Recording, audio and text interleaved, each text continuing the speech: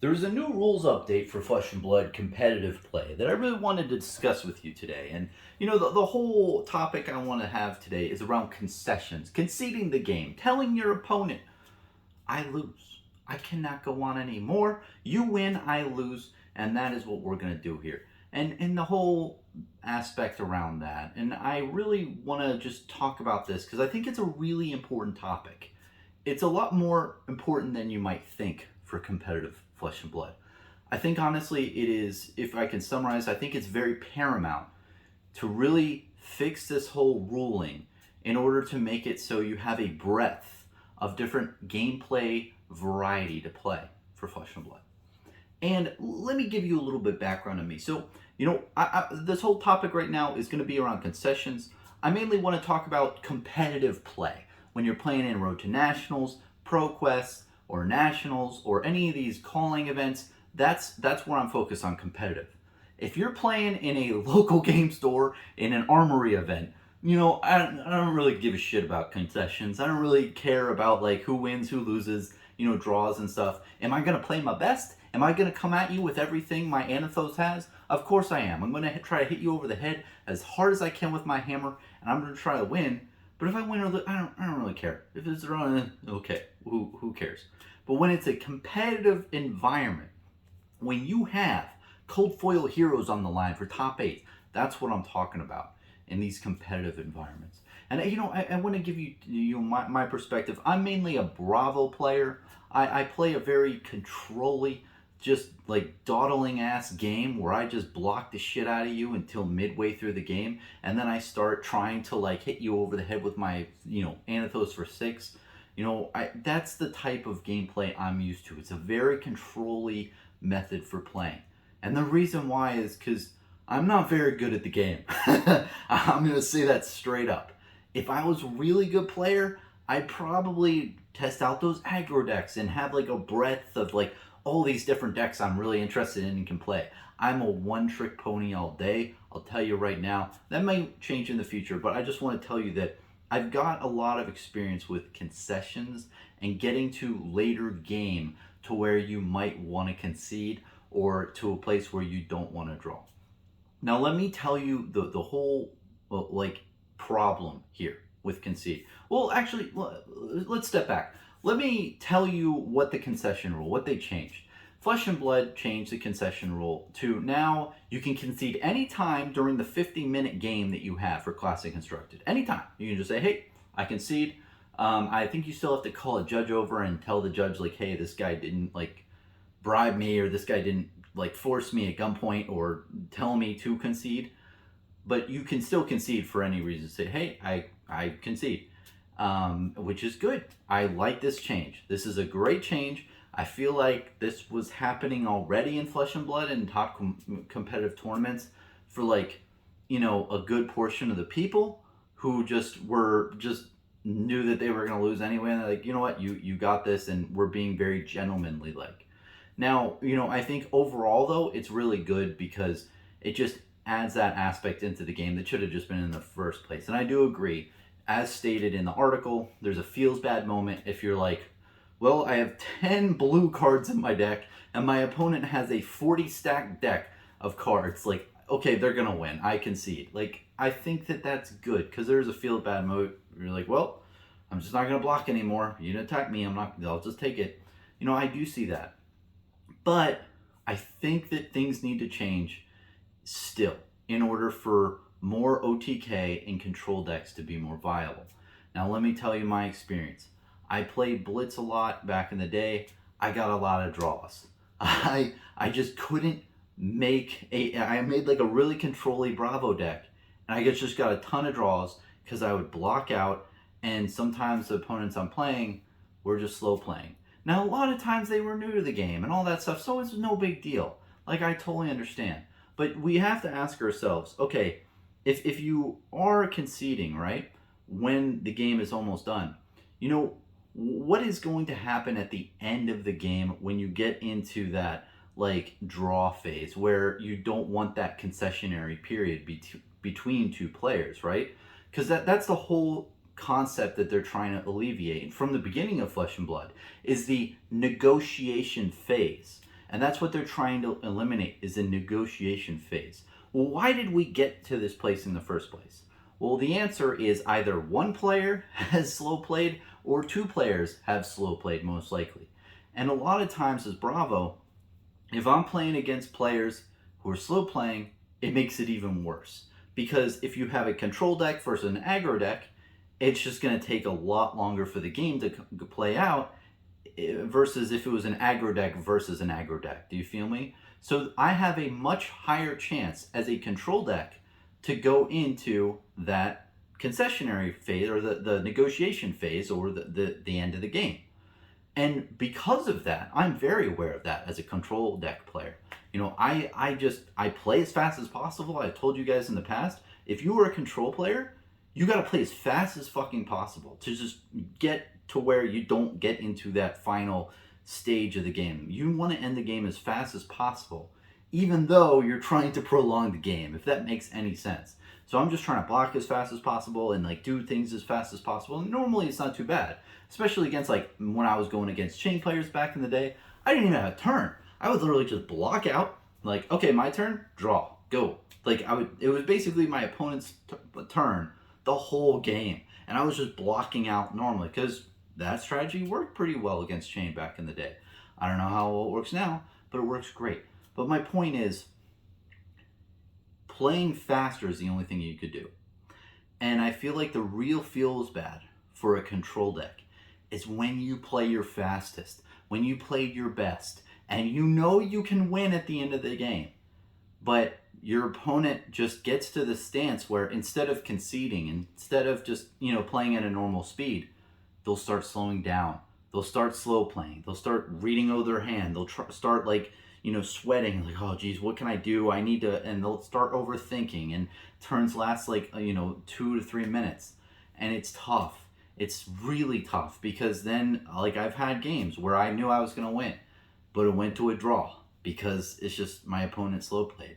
And I think there really needs to be more just rules against that or rules around that to just alleviate it. And I've definitely slow play myself in the past. I totally understand a lot of people who are newer to the game or anything that when you're playing in a competitive nature though, there's no like different resource for time. If I use 40 minutes, if a competitive game, right, in Flesh and Blood, Classic Constructed, is 50 minutes long, and I use 10 minutes and my opponent uses 40 minutes, it doesn't matter. They're not penalized, I'm not penalized. Even though they've had 4 times as much time to think over their moves and strategize and everything, they are not penalized. And I think that type of aspect needs to change. I think, you know, maybe in competitive tournaments, in like nationals, maybe you have a time clock. Every time you make a move, every time it's your opponent's move, you hit the little buzzer thing, and it goes time back and forth. And then if it does get until the end of the game, and you see your opponent had 40 minutes and you would 10, well then maybe there's some type of penalty along that line, or something happens in that way. Because as it is now, let me just give you my whole summary of my point is, I think that control decks and just OTK, like really long game decks, are gimped compared to the aggro decks. Because the aggro decks will either win or lose in 30 minutes. Bar none. You know, aggro decks do not get to that 15-minute mark. They have no problem. But control decks do. And you might say, oh, Bronson, well, there's really good players like Cale McCreath, and also, you know, Matt Rogers played an Oldhim deck. You know, the pros can play good decks. You know, you're just, you know, not very good at the game. And I will tell you this, you're right. I am not very good at the game. But, you know, even still, you know, Matt Rogers' deck for Oldhim, I think he made a really good deck, but I've heard on stream that apparently it's like the most aggro Oldhim deck that like the streamer people have seen. Like, it has a lot of aggression in it. So even though a lot of these, you know, controlling decks can have these aggro elements, if you don't have those aggro elements and you go against people who are slow playing you, it's almost impossible to just whittle them down over a long period of time, because the game will go to time and you'll get a draw. And, you know, I know we've gone this late in the video, and I just want to say that, you know, the reason why this is so important is that when you get into a scenario where you're in a bubble, right? You're bubbling into the seventh or eighth slot in a top eight, right? A draw is worse than a loss in a lot of scenarios. So in a good amount of scenarios, it's better to just take the loss instead of getting a draw. And if you look at the whole algorithm they have online, like I did, it will be confusing as fuck. And I know it is. But if you look at just the verbiage, it literally says, draws can count like worse than losses in like tiebreak, or like something different happens with draws in tiebreakers. And I haven't done all the math, but I've talked to very intellectual people, and they've told me like, yeah, man, like if it comes to a draw or a loss, it's better to get the loss. And I personally, in game, even though I know I was gonna win at least 2 times in the last year in competitive tournaments, I've just taken the damage and lost. I've taken the loss. And it's all within my right as a player to lose. I have 100% control to taking a Kadachi into the face and just losing the game. That's my prerogative. And you might, Bronson, why'd you do that? Why did you do? I don't understand. Why would you do that? Why would you take a Reinhardt axe to the face and just lose a game on purpose? And I'll tell you straight up, very simply, is because when it's timing around, when it's their turn, or when it's their turn, my turn, and their turn again, right? And they're swinging at me, and I'm like, well, either I get the draw, and that's going to count worse if I bubble, or if I get a loss, and that's going to count better. And in that moment, in that scenario, I put my mind at ease. I take my brain and my pride and all this stuff bubbled up in here, and I'm like, you know what? I'm just going to take the loss. Even though it sucks, even though I might have won out if we had played this game longer, and if my opponent might have played a little bit faster, or if all these different things, you just take the loss. And I know that different people, there might be feels bad moment for people who say, they have to just take damage and, lose the game when they were inevitably going to lose the game anyway. But the true feels bad moment in Flesh and Blood is when you take the loss and you know that you could have won. That is the true feels bad moment. And I really commend Legend Story Studios for updating their concession policy. I think it's great. I think that they really are moving towards a good direction, because you should be able to concede whenever you want in a game. That makes sense. And I do understand at the very end of the game, they're trying to do something to where they don't want people to have this negotiation phase. Totally understand. I think that's a really good rule as well. But I also think that there has to be some more ruling around slow play and what that looks like. Because literally the only thing you can do is call a judge, which is kind of a dick move in competitive play, and accuse your opponent of slow playing. And literally that judge is going to sit down at your table, and unless your opponent's taking like 2 or 3 minute turns, the judge isn't really going to do anything. Because, no offense to judges, they do great. I thank judges every time I go to a tournament because they are underappreciated. But, within the rule book of Flesh and Blood, there's not really much judges can do with slow play. And then what will happen is the game will run out to time, and the judge will say, hey, he's turn 0. If either of you don't win, then just do a draw. And you're in the same scenario anyway. So I think slow play is the root of this whole negotiation phase. Games shouldn't last until the 50-minute mark. Like, it should end in that reasonable time. And I think that maybe extend it to an hour a game. I know that sounds crazy, but an extra 10 minutes probably would help. And I mean, that's not really too much in the grand scheme of things. And then I don't know. I just think that more needs to be done around that, because when you talk about concessions and the whole negotiation phase, it really is. You have to wonder, why are we getting to the negotiation phase? Why is it that we are getting to this problem in the game, to where we're in this kind of feels bad moment where people get a draw? Because it's not fun getting a draw of Flesh and Blood, especially when you've had a really good game with someone. You just want to see someone like win or lose and everything. And It's like climaxing to the movie where the heroine is going into the bad guy's lair. It's like, okay, let's do this. I'm gonna kill some shit. And then the movie just cuts out and you never see the ending. That is what a draw feels like. And overall, that usually doesn't happen. Usually in Flesh and Blood, you do get to that boss layer, and you have that climax moment where you just you're duking out with someone else, and you're both on like 2 health each, and you're getting really down to the wire. I've been in many games like that where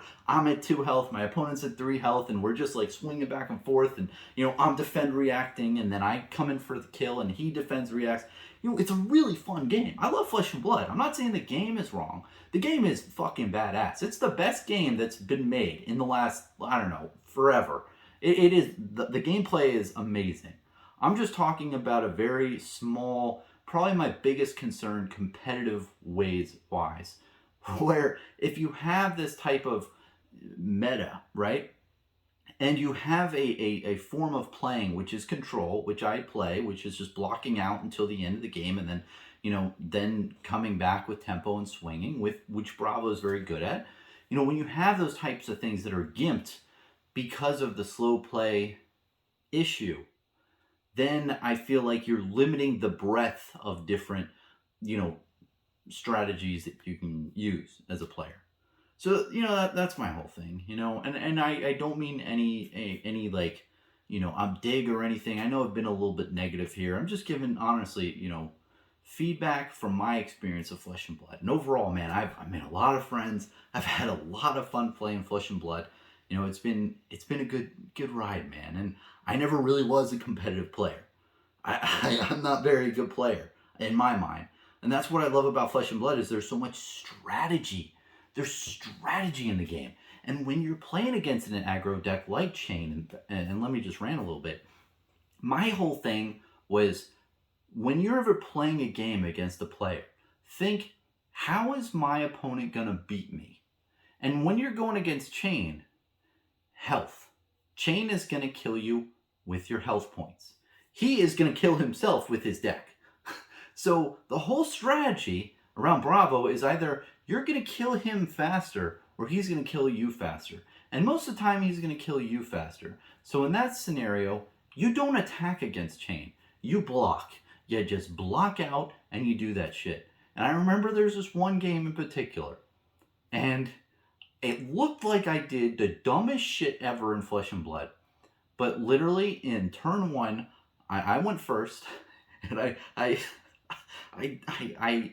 could have arsenaled a crippling crush turn 1, and I didn't because I didn't want to gunk up that arsenal slot. I knew that I wasn't going to kill my opponent with health damage. I knew crippling crush and arsenal is pointless, so I didn't, and I just drew up, and I just said, okay, I pass back to you. And I think that was really smart because at the end of the game, I think I was at either 1 or 2 health, and that might have saved me the game. Because if I go into the crippling crush, right, against Chain, he didn't give a shit. He's like, okay, I'll block with my armor piece and like 1 other card. Or he might block just the recommended amount of damage and it's no big deal. Or he might not block at all, and just discard 2 cards. He doesn't give a shit. He's Chain. He doesn't care about his health. And I knew that. So I didn't care about going after his health. I cared about going after his deck. And I just blocked out every single hand. Because I preserved my health pool as much as possible, because I knew he was just going to kill himself over time. And I know that that's not really like, let's say Bronson, that was a known strategy, everyone did that. I know, but you have to follow it to a T.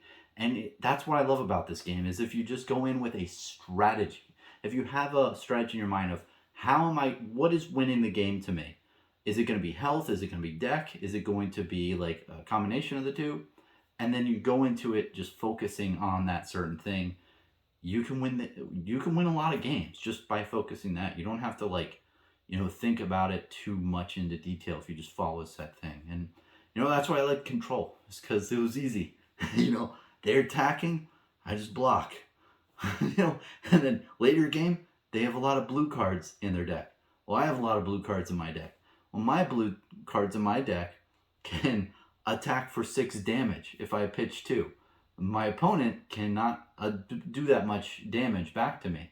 So that's what I like, and I feel like Bravo's like played around that. And overall, I think I've become a much better player playing fast. And I watched a couple of Cal McCree's games. He's probably the number one Bravo player over there in New Zealand. And if you looked how fast he plays the damn game, it is it's so fast, man. It is just an abnormal amount of speed of him just pumping out all this stuff. His turns don't take any more than like 10 seconds each, or even like 5 seconds each. It's like mwah, it's really good gameplay. And I bet, man, he's probably learned the same thing. Is if you don't play as fast as you can with being control, you're probably gonna go to time. And I'm not gonna put words in his mouth, but like I feel like that's the best thing you can do as a control player, if you are one out there, is just play the fastest. And I know in the past, and I don't say, I need to say this more, but when I play at locals and stuff, I'll say I'm attacking you with a gentleman 6, right? When I say gentleman's, it just means it's 6 damage. I don't have a pummel. Like, there's no way I could pummel. There's no way I can do anything else. It's not going out. It's just 6 flat damage. And that just speeds up the game. Because a lot of times their opponent's like, oh, does it have go again? Do you have a pitch? Do you have cards in your hand? Do you have anything? When you say gentleman 6, it just speeds up the game. Because they know, okay, this is a 6 damage. He's not going to do anything else. And I usually say that only if I have no cards in my hand and no resources to even pummel or do anything else. Because it's like, well, they're going to learn this information anyway. I just want to speed up that game so I don't get to the end of the game. And, for the most part, yeah, I don't mean to characterize every game like it goes to time. I've more than not of the time, I'd say 70% of the time, maybe 80% of the time, I'm not too concerned about time. I might have to like look over and I see it's 30 minutes into the game and we haven't really progressed as well, and I'll tell my opponent, hey man, like we need to pick this up, like I'm going to start playing faster, and I do, because I don't want to go to time, and I'll communicate that, hey, I don't want to go to time, I'm going to start playing faster, and I'll say it in a nice way, but most of the time we don't even get close to going time anymore, which is great. But there's always those games, and it's just tough when you're playing in a competitive game, when you fly hundreds or even thousands of miles from your hometown to somewhere else, jet lagged, you get into that game hall, you've prepared, you've done all this, testing, you've done all this work, and then you go up against the opponent, and you might get a bad luck of the draw, and they take a lot of time to play their hands, and they just slow play into a draw, and like that's the feels bad moment. And I think that needs to be the focus of a future update, hopefully. And I don't know if the time clock is really needed. I know that would be kind of very weird for Flesh and Blood, and I don't know how you'd implement like time disparities. Like if you had your opponent be at 30 minutes and you're at 20 minutes, well, what do? Is every 30 seconds another health damage that your opponent takes, and if he dies, and it's then he dies? Who knows? But I definitely think maybe I've thought about it a while. Maybe once the game goes to time, you call a judge and you do the whole like last turn thing, but maybe a judge is called over and both players like write down on a piece of paper like, hey, I lose or I win, and then you slide it over the judge. And if one person says I lose and the other person says I win, the person who says I lose, it's better than a draw. You know what I mean? And it's better than a loss. Saying like, hey, like I would have lost this anyway.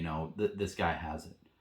And I know that that's not a perfect method, and you could even have people negotiating phase there, saying, hey man, just give me the win. You take the loss. And there's gonna be that, but I don't know. I don't know if that's a good method as well. But there needs to be something more to where when you get to that end phase, when you get to that end of round where person only has like 3 turns left, turn 0, turn 1, turn 1, there needs to be more ruling around that, and I would like to see it. And please comment below if you have any ideas or situations you've been in. I'm really interested to know. And maybe Bronson's full of shit. Maybe I slow play too much as well. Who knows? And as I've stated, I'm not a very good player, but I have top 8'd a couple times. I have won a good amount of games under my belt. I've got a lot of games under my belt, And I feel like I'm very good at talking about this subject because I've lived it, man. I've played Control a lot, and that's kind of my whole shtick. I definitely want to. Hopefully, in a couple of years, I won't be a one-trick pony anymore. I'll be a two-trick pony. But I'm very interested in what you guys think and what the thoughts of the community are over this. And again, let me summarize the CR 2.0 3.0-4 update that they did around concessions. Brilliant. Love it. I love that you can concede anytime during the game. And, I understand that this was for the new OTK decks and all this stuff and the field bad moment. Great. Versus previously, you couldn't concede anytime during the day or anytime during the game. And the wording of the rules was very muzzled, right? It wasn't very, concrete. This is very concrete. Concede anytime during the game. You can't concede during the negotiation phase or the end of game. But I definitely think more ruling and more different rules around getting to that and slow play really need to be addressed for a competitive play to really have the broad depth of different strategies in the game. Because of course, right now you can play Control. I'm not saying you can't. I'm not saying it's a dead strategy. You'll never win Control. You'll never win a top 8 or a Road to Nats or anything like that. You can. It's very possible. I'm not saying it's impossible. I'm just saying there's a more probability that you are going to have slow play as a factor to where you get a lot of draws instead of wins. Whereas aggro decks have almost a 0% chance of going into that slow play, just dark pit of abyss, if that makes any sense. Whereas when you're playing Control deck, that dark pit of abyss is always looming over your head and you always have to worry about it. So that's my main point. And I think that more players currently are incentivized more to go aggro and mid-range because they don't want to get into that negotiation phase and that whole hullabaloo. But yeah, that's my thoughts, man. Hope you've enjoyed listening to this and my thoughts on the whole thing. Again, Legend Story Studios doing a great job updating the rules. No complaints there, but I really would like to see more around the whole negotiation phase. And please, let me know your thoughts. Really interested, man. Really good topic here today. I like this topic. We're talking about gameplay. It's good shit.